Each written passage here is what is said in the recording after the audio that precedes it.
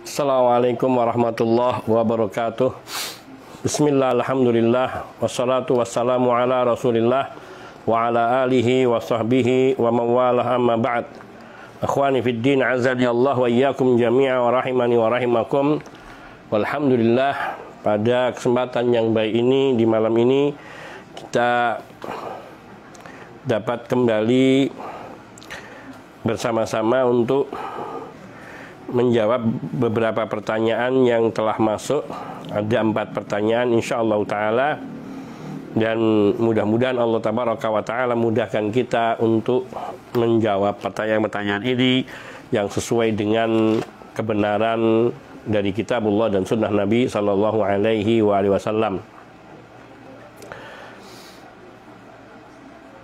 Menjawab pertanyaan yang pertama, ada pertanyaan yang masuk di sini. Assalamualaikum. Mau tanya Ustadz, saya sholat subuh di masjid yang biasa pakai doa kunut. Tiba-tiba Pak Imamnya lupa dengan doa kunut. Kemudian sebelum salam dia sujud sahwi. Tetapi saya tidak mengikutinya. Apakah saya salah? Apa yang harus saya lakukan? Barakallahu fiik wa jazakallahu khairan. Berkenaan dengan kunut subuh ini ada khilaf di antara para ulama. Namun yang rajih insyaallah ta'ala, yakni bahwa kunut subuh yang terus-menerus bukan sesuatu yang dituntunkan berdasarkan banyak dalil.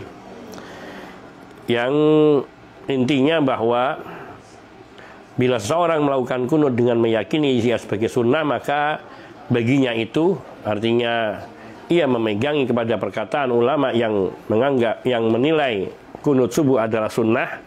Tapi bagi seorang yang dia meyakini bahwa kunut subuh itu tidak termasuk ke dalam kategori sunnah atau bahkan bisa dikatakan bid'ah, maka dia tidak mengikutinya. Karena makmum hanya mengikuti apa yang dia yakini benar dari imam. Sehingga ketika imam dipandang melakukan sesuatu yang tidak syar'i menurut apa yang dipegangi oleh makmum berdasarkan keterangan dari para ulama yang dipeganginya, maka ia tidak mengikutinya. Demikian pula di dalam hal ini, ketika dia meyakini bahwa kunut subuh itu bukan bagian daripada syariat, artinya bukan sesuatu yang disunnahkan, maka ketika imam melupakan kemudian ia melakukan sujud sahwi, dan bagi makmum yang meyakini bahwa kunut subuh bukan sesuatu yang sunnah dan tidak ada keharusan ataupun tuntutan untuk melakukan sujud sahwi ketika terlupakan, maka bagi makmum tersebut tidak ikut sujud sahwi, karena hanya dituntut untuk mengikuti gerakan imam, bacaan imam pada yang sesuai dengan syariat atau tuntunan. Hadza wallahu taala a'lam wa ahkam. Namun bagi mereka yang meyakini bahwa kunut subuh itu adalah sesuatu yang sunnah, maka baginya untuk ikut bersama imam melakukan sujud sahwi ketika imam lupa tidak melaksanakan sujud sahwi. Hadza wallahu ta'ala alam. Pertanyaan kedua, bagaimana sikap kita menyikapi saat sulit? Misal kesulitan dalam bidang ekonomi, penghasilan kadang ada, kadang tidak. Bagaimana solusi agar kita tenang sementara perut butuh asupan? Barakallahu fiik wa jazakallahu khairan.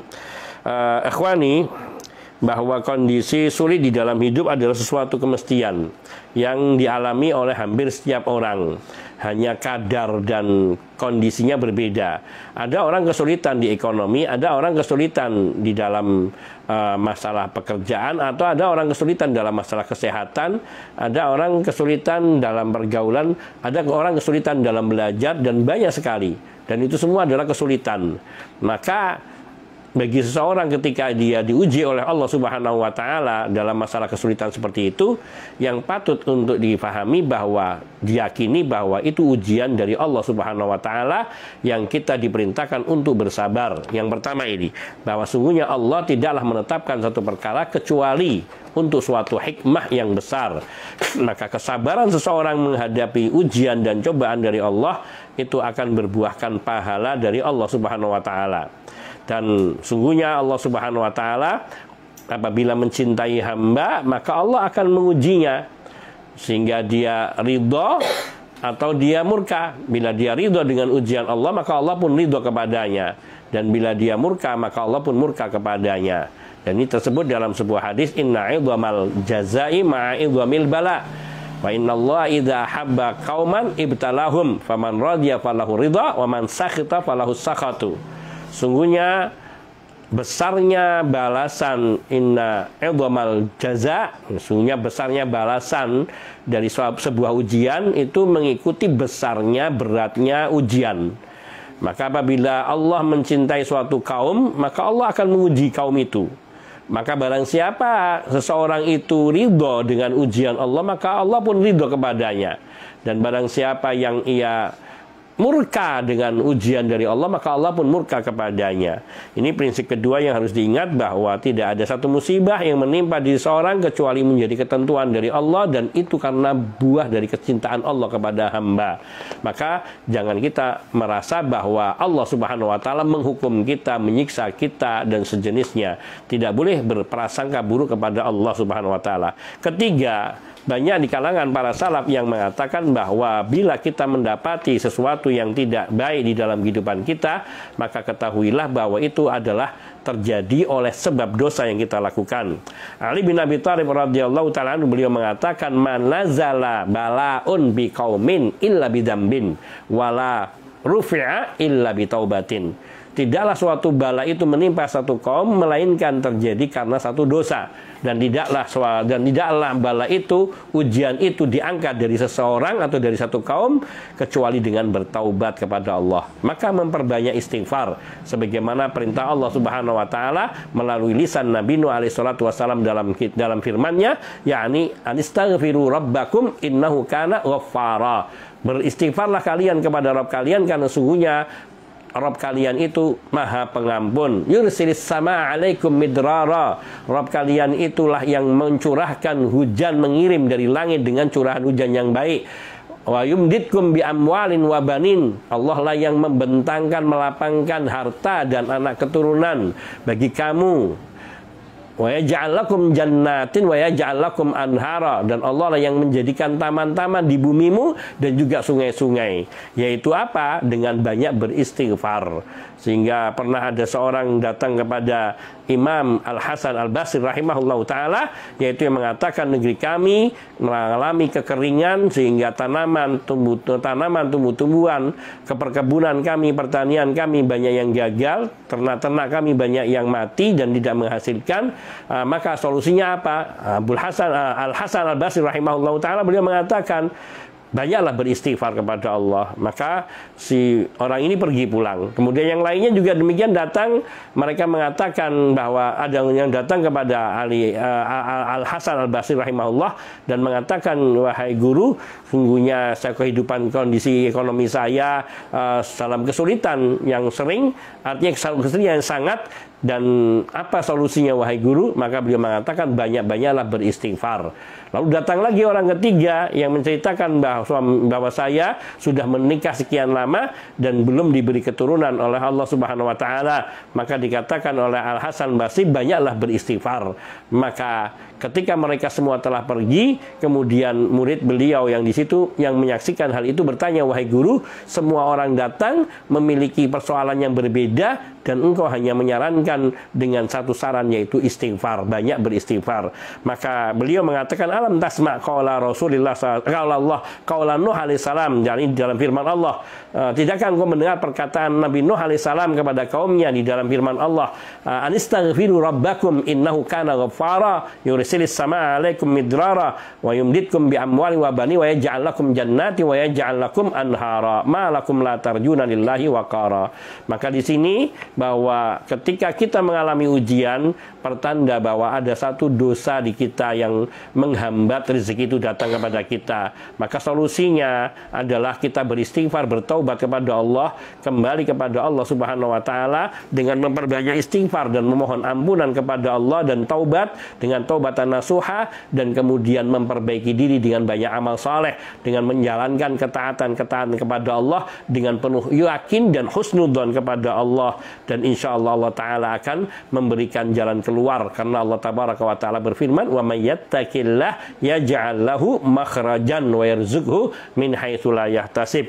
Barang siapa yang bertakwa kepada Allah, niscaya Allah akan memberikan baginya jalan keluar dari kesulitan, kesempitan yang dihadapinya, dan Allah akan memberikan baginya jalan rizki yang tidak disangka-sangka. Dan juga ayat-ayat ini disambung dengan yakni wa yatawakkal 'ala Allah fahuwa hasbuh. Barang siapa yang bertawakal kepada Allah, maka Allah lah yang akan menjaminnya, Allah yang akan mencukupi segala kebutuhannya. Wa may yatawakkal Allah yaj'al min amrihi yusra. Dan barang siapa yang bertawakal kepada Allah, maka Allah akan berikan urusannya menjadi mudah. Maka di sini perintahnya adalah bertawakal kepada Allah dan bertakwa kepada Allah, serta dibarengi dengan senantiasa husnudzon dan bertaubat. Sungguhnya jalan bertaubat itu membuka pintu kesulitan, karena sungguhnya orang yang banyak istighfarnya, dia akan diberi kemudahan dan diberi jalan keluar dari kesulitan yang dihadapinya. Dan sungguhnya masalah ini, yang pertama harus sabar, kemudian ridha dengan ketetapan Allah Subhanahu wa Ta'ala dengan memperbanyak istighfar, dan juga ikhtiar tetap dilakukan. Ikhtiar dilakukan dengan bersandar kepada Allah Azza wa Jalla, bertawakal kepada Allah Azza wa Jalla.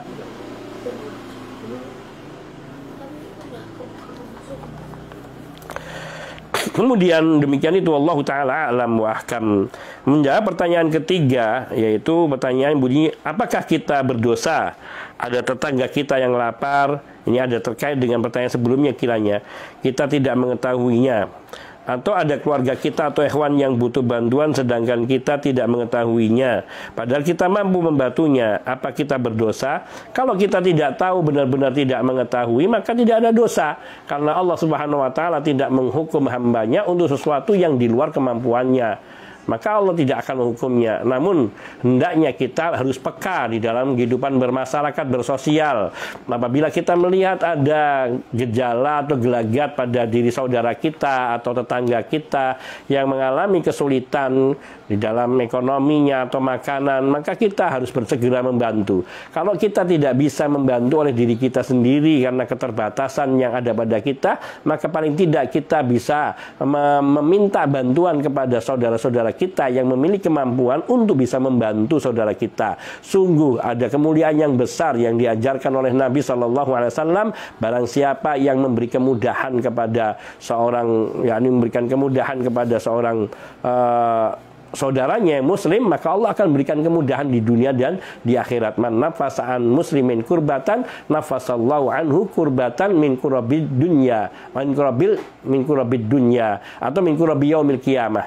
Barang siapa yang memberikan kemudahan dari kesusahan yang dihadapi oleh seorang muslim, maka Allah akan memberikan kemudahan dari kesulitan-kesulitan yang dihadapinya di yaumul qiyamah nanti. Itu yaumul qiyamah. Dan juga di dunia ini Allah Subhanahu wa Ta'ala berjanji, wallahu fi aunil abdi maka al-abdu fi auni akhihi. Allah senantiasa akan menolong hambanya selagi hamba itu suka menolong saudaranya.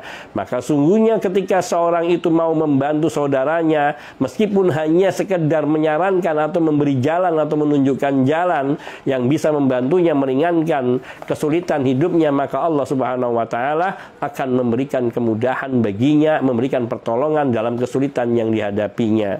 Maka jangan segan-segan untuk terus membantu. Jadi kalau masalah tidak mengetahui, maka tidak ada dosa bagi orang yang tidak mengetahui. Jadi orang yang tidak mengetahui tidak ada dosa baginya. Namun seseorang muslim itu hendaknya peka terhadap apa yang dialami di sekitarnya oleh saudara-saudaranya. Bahkan ketika ada seorang yang datang meminta bantuan dengan menyebut nama Allah, maka kita diwajibkan untuk menolong semampu yang kita miliki atau membantu dengan segala cara untuk bisa membantu saudara kita yang membutuhkan bantuan kita tersebut. Hadza wallahu ta'ala a'lam wa ahkam. Selanjutnya menjawab pertanyaan yang terakhir, dan ini pertanyaan yang cukup panjang jawabannya insyaallah ta'ala, yakni apakah dalam beragama kita harus bermadhab, dan bolehkah kita berpegang hanya pada satu madhab, sama sekali tidak dengan madhab yang lain? Maka hal ini pernah ditanyakan, juga telah ditanyakan kepada yakni kepada lajnah daimah yang di dalam Islam soal wal jawab juga ada pertanyaan yang hampir mirip serupa ini. Hal yajibu ala kulli muslimin ayat ba'a ahadal madzahib al-maliki awil hanafi awil hambali awil syafi'i. Apakah setiap muslim wajib mengikuti salah satu dari 4 madhab yang ada, Maliki, Hanafi, Hambali atau Syafi'i? Idza kana al-jawabu na'am, kalau jawabannya ya, wajib, fama afdalu madhabin, maka mana madhab yang paling utama? Kemudian pertanyaan berikutnya, hal sahih anna madhab Abi Hanifah wa aktsaru madhabin muntashirin bainal muslimin? Apakah benar pernyataan yang mengatakan bahwa madhab Abu Hanifah adalah madhab yang paling banyak tersebar di antara kaum muslimin? Maka jawaban dari admin Al-Islam Soal wa Jawab atau islamqa.info, yakni alhamdulillah wassalatu wassalamu ala rasulillah ba'du, la yajibu alal muslim ittiba'u madhabin bi'ainihi min hadhil madahib al-arba'ah. Seorang muslim tidak ada kewajiban untuk mengikuti satu madhab tertentu dari 4 madhab yang ada. Wan nasu mutafawituna fil madarik wal fuhum wal qudrah ala istinbatil ahkam min adillatiha.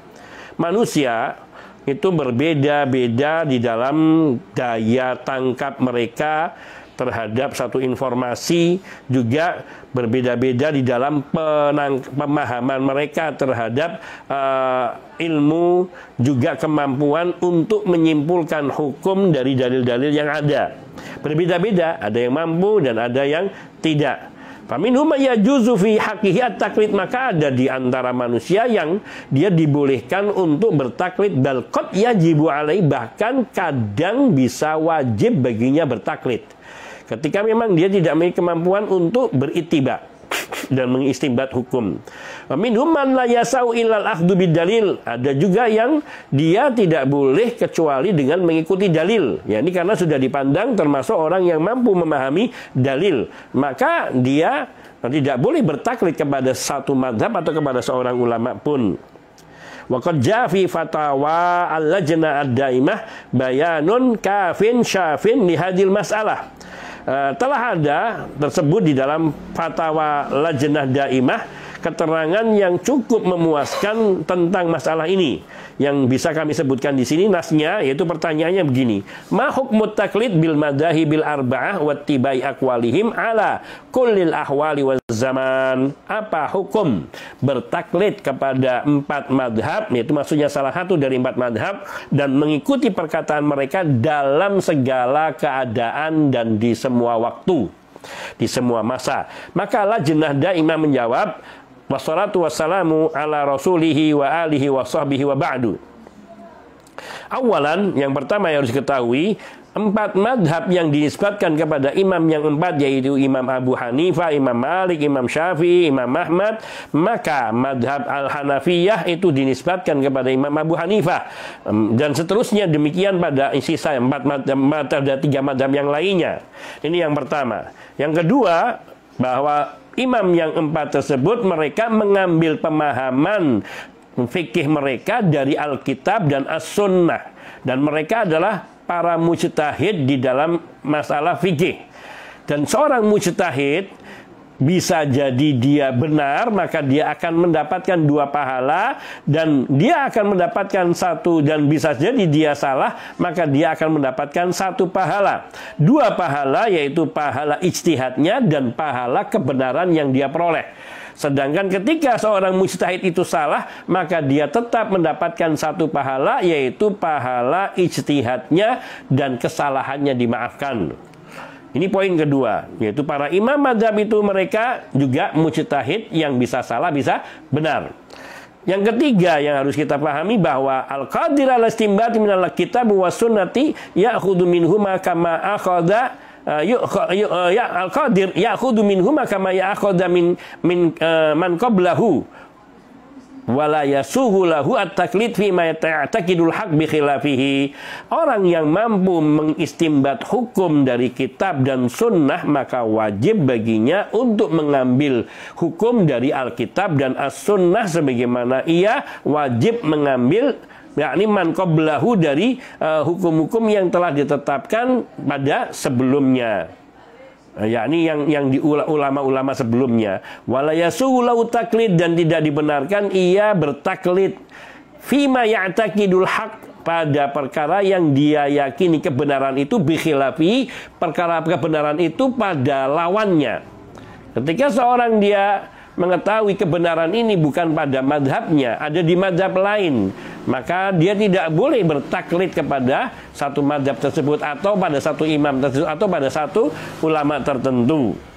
Bal ya'khudhu bima ya'taqidu annahu haq, akan tetapi hendaknya dia beramal dengan dalil yang dia yakini itu adalah hak, benar. Wa yajuzu lahu at-taqlid fi ma ajaza anhu wahtaja ilaihi, dan boleh seseorang itu bertaklid yakni pada yang dia merasa tidak mampu dan dia membutuhkan adanya satu ulama atau satu imam atau satu madhab tertentu. Maknanya di poin ketiga ini, bagi orang yang mampu untuk mengistinbat hukum, maka wajib baginya mencari dalil dari Quran dan Sunnah, dan tidak boleh dia bertaklid. Dan bila seseorang itu mendapati kebenaran ada pada pihak lain, tidak ada pada pihak madhabnya, maka yang wajib adalah memegangi yang dia yakini kebenarannya, meskipun itu bukan dari madhabnya, selama itu bersumber dari kitabullah dan sunnah Nabi Shallallahu Alaihi Wasallam. Dan yang ketiga, bahwa boleh bagi seseorang untuk bertaklid ketika dia tidak mampu menetapkan dalil atau tidak mampu untuk mengistimbat hukum, dan dia membutuhkan adanya dalil dan hukum dari para ulama, maka dia boleh bertaklid kepada ulama yang dia yakini kebenarannya. Yang keempat, poin yang keempat di sini yang sangat penting sekali terkait dengan pertanyaan di sini, orang yang tidak memiliki kemampuan untuk mengistimbat hukum, boleh dia bertaklid kepada orang yang yang bisa menenteramkan hatinya, yang dia yakini ini bijak, ini alim, ini betul-betul bersandar kepada Quran wa sunnah, dia ikuti itu.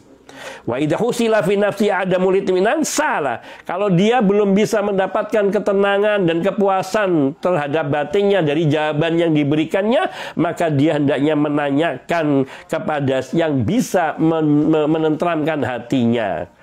Dan itu istihadnya orang awam, istihadnya orang yang tidak mampu berijtihad. Itu poin keempat. Poin kelimanya, yatabayyan mimma taqaddam, dari hal-hal yang telah tersebut di atas, maka jelaslah annahu la tutba'u aqwalum ala kullil ahwali wal azman, bahwa perkataan para imam tidak bisa diikuti dalam segala keadaan dan di semua tempat, dalam semua masa, semua keadaan dan masa, tidak bisa diikuti. Artinya tidak harus diikuti. Li'annahum qad yukhti'un, kadang mereka juga berbuat salah. Bal yatba'ul haqqa min aqwalihimul ladzi qama alaihi dalil. Namun yang diwajibkan bagi kita adalah mengikuti kebenaran yang didapati dari perkataan para imam, yang disandarkan kepada dalil. Jadi dari mana kita tahunya dia mengatakan hak? Yaitu ketika dia bersandar kepada dalil yang sahih. Hadza wallahu taala alam. Juga tersebut di dalam fatwa lajnah daimah dengan nomor fatwa 3323 disebutkan di sini, man kana ahlan listimbatil ahkami minal kitab was sunnah wa yaqwa ala dzalika walau bi ma'unati sarwatil fiqhiyati lati warnaha anis sabiqina min ulama'il Islam, kana lahu dzalika liya'mal bihi fi nafsi wa liyufassil bihi fil khusumat wa liyuftiya bihi man yastaftihi. Barang siapa yang ia memiliki kemampuan, keahlian untuk menyimpulkan satu hukum atau beberapa hukum yang bersumber dari dalil-dalil Quran dan Sunnah, dan ia sangat kuat di dalam masalah istimbat ahkam, meskipun dia dibantu dengan kekayaan ilmu fikih yang kita telah mewarisinya dari para pendahulu kita, dari ulama-ulama Islam, maka baginya untuk melakukan istimbatul ahkam. Jadi orang yang mampu untuk istinbatul ahkam, maka dia hendaknya beristinbat kepada hukum-hukum itu. Liya'mala bihi fi nafsihi, untuk bisa diamalkan untuk dirinya, waliyufassil bihi fil husumat, dan juga untuk menerangkannya dan bisa mematahkan dalam perdebatan-perdebatan yang dihadapinya. Waliyafsil waliyuftiya bihi man yastafti, dan juga bisa dia gunakan untuk memberi fatwa kepada orang-orang yang menanyakannya. Waman lam yakun ahlan lidzalika, adapun orang yang tidak mampu melakukan istinbatul ahkam, fa alaihi ayyas alal umana al mautsuqu bihim, maka hendaknya ia bertanya kepada orang-orang yang terpercaya, yang bisa diyakini kebenaran ilmunya, liyata'arrafal hukma min kutubihim, untuk bisa mengetahui hukum dari kitab-kitab mereka para ulama, wa ya'mala bihi min ghairi ayat taqayyada fi su'alihi aw qiraatihi bi'alimin min ulama'il madzhab al-arba'ah, dan ia bisa beramal yakni dari orang yang terpercaya tadi, dari orang yang terpercaya tadi, atau dari ilmu yang dia yakini kebenarannya dengan tidak terikat dalam pertanyaannya atau bacaannya dengan seorang alim tertentu dalam ulama-ulama madzhab. Artinya tidak terikat harus ulama madzhab ini ya harus saya baca kitabnya, enggak. Namun dia harus membaca semua mana yang diyakini paling mendekati kebenaran dengan dalil. Tentu ini tadi seperti dikatakan hanya bagi orang yang memiliki kemampuan. Yang tidak memiliki kemampuan, maka man lam yakun ahlan lidzalika, maka dia menanyakan kepada orang-orang yang terpercaya, yang bisa dia percaya, yang dia yakini memiliki kemampuan berilmu untuk bisa mengetahui hukum dari kitab-kitab para ulama yang dibaca, untuk bisa mengamalkan untuk dirinya dengan tidak terikat kepada yakni yang ditanyakannya tadi atau yang dibacanya tadi kepada seorang ulama dari madhab tertentu saja. Innama raja'an nas lil arba'ah, akan tetapi sungguhnya orang-orang itu mengembalikan persoalan kepada imam yang empat madhab li syuhratihim, karena popularitas mereka di dunia ini, wa dhabti kutubihim, dan karena ketepatan daripada kitab-kitab para ulama empat madhab ini, wanti syariha, serta tersebarnya dan mudahnya untuk diperoleh, wa tayassuriha lahum. Ini adapun orang yang mengatakan wajibnya bertaklid bagi orang yang menuntut ilmu secara mutlak, maka dia telah melakukan kesalahan, dan ini jamid, dan ini adalah kolot sayyi'uddon, dan dia berprasangka buruk kepada para ulama, kepada para penuntut ilmu secara umum, dan ia telah menyempitkan sesuatu yang hakikatnya sangat luas dan lapang. Namun barang siapa yang mengatakan harus taklid saja terhadap empat madhab ini yang masyhur, maka dia juga salah, karena dia telah menyempitkan sesuatu yang luas tanpa dalil, dan tidak ada perbedaan penisbatan kepada orang yang ummi, yaitu orang yang ummi di antara orang-orang yang faqih dari para imam yang empat serta yang selain mereka, seperti Imam Al-Lais, Ibnu Sa'ad, Imam Al-Auza'i, dan selain mereka dari ulama-ulama fikih. Mereka juga memiliki kedudukan sehingga tidak terbatas kepada empat imam madhab ini saja. Manakala seseorang bisa mendapatkan keterangan dari imam-imam yang lainnya, maka kebenaran bisa jadi juga diperoleh dari mereka dan tidak tertutup dan tidak terfokus hanya pada imam empat madhab saja. Karena hakikatnya mereka datang setelah agama ini sempurna, dan dulu ketika agama ini sempurna tidak ada ketentuan ketetapan dari Nabi mewajibkan mengikuti seseorang dari ulama-ulama madhab, tapi yang diperintahkan untuk mengikuti kebenaran yang bersumber dari kitabullah dan sunnah Nabi SAW ala fahmi salafis saleh, yaitu mengikuti pemahaman para pendahulu kita salafus saleh. Dan itu yang diupayakan oleh para imam madhab yang empat. Mereka berusaha untuk menselaraskan pemikiran dan pemahaman mereka terhadap apa yang dipahami oleh para salafus saleh dengan segala keterbatasan ataupun kemampuan yang ada pada mereka.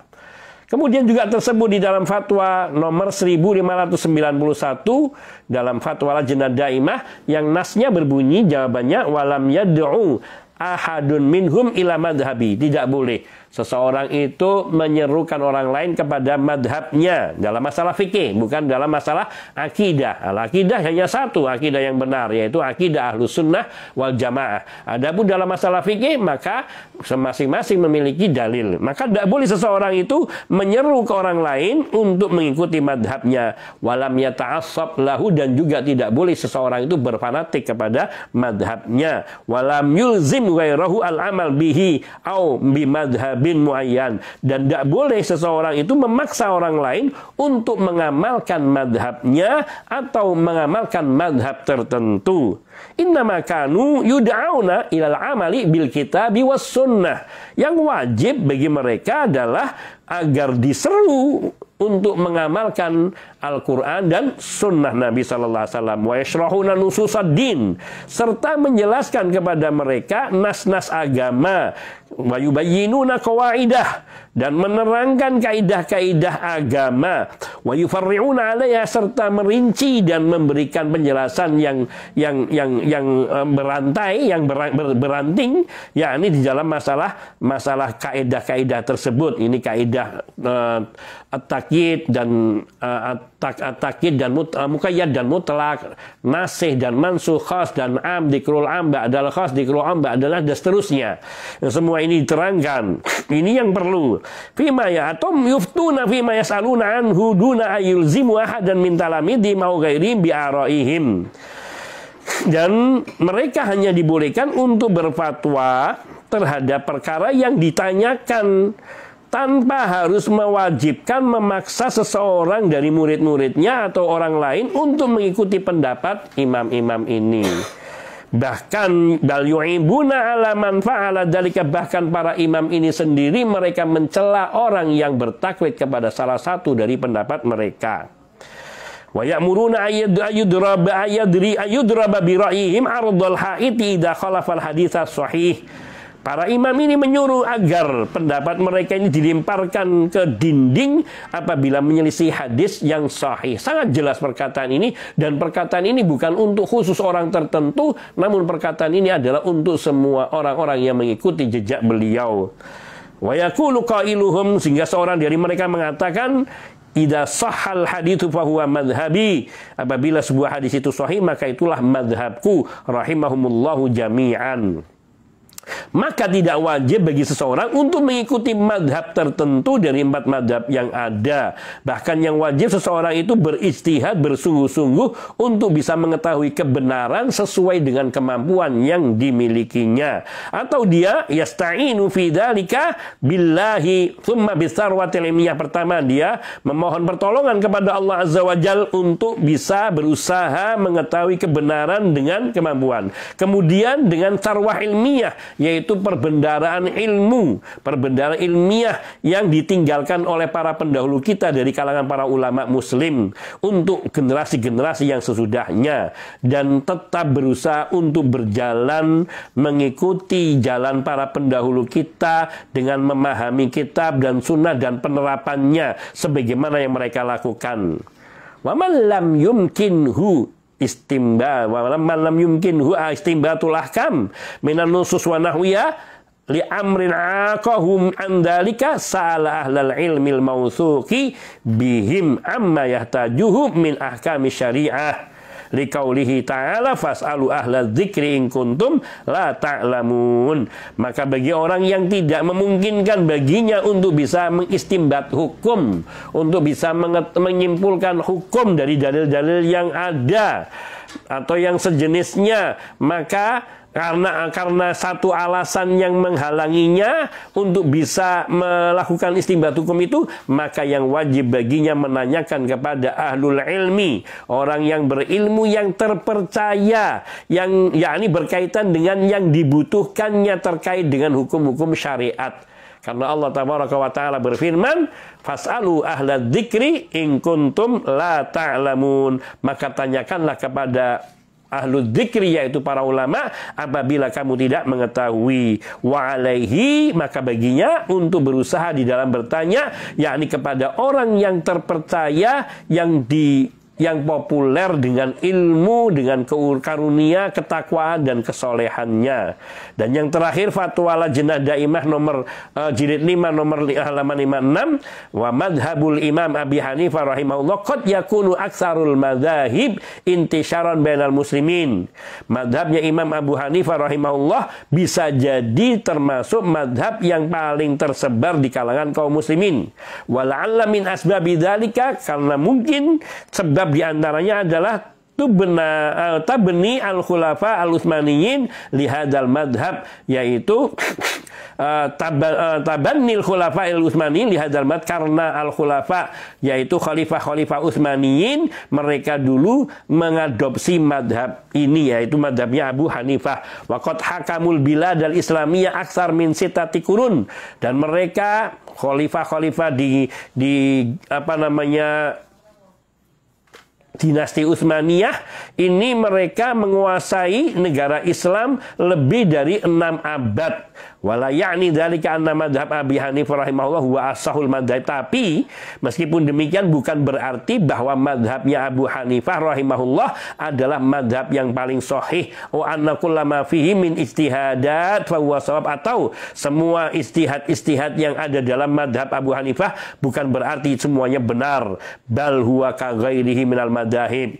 Bahkan yang sebenarnya madhab Abu Hanifah itu seperti juga madhab-madhab yang lainnya, fihi shawab wal khata', ada yang benarnya dan juga ada yang salahnya. Yang wajib bagi setiap mukmin ittiba'ul haqqi was shawabi bi qat'in nadhari an qailihi, yaitu yang wajib bagi seorang mukmin mengikuti kebenaran dengan, yaitu bi qat'in nadhar an qailihi, dengan tidak melihat kepada siapa yang mengatakannya. Selama itu kebenaran yang bersumber dari Quran dan Sunnah, baik itu dari madhab fulan wala fulan, maka itu yang wajib diikuti. Hadza wallahu taala a'lam wa ahkam wa a'la. Mungkin ini saja terkait dengan pertanyaan-pertanyaan yang masuk pada admin konseling agama, konseling Islam, dan semoga yang kita sampaikan adalah hal-hal yang bermanfaat. Kebenaran mutlak hanya milik Allah Subhanahu wa taala dan Rasulnya sallallahu alaihi wasallam, dan segala kekeliruan maka Allah dan Rasulnya berlepas diri dan semua kembali kepada diri saya, dan saya mohon ampun kepada Allah Subhanahu wa taala. Hadza minni wal afu minkum wa sallallahu wasallam ala nabiyyina Muhammadin wa alihi wa sahbihi ajmain walhamdulillahi rabbil alamin. Assalamualaikum warahmatullahi wabarakatuh.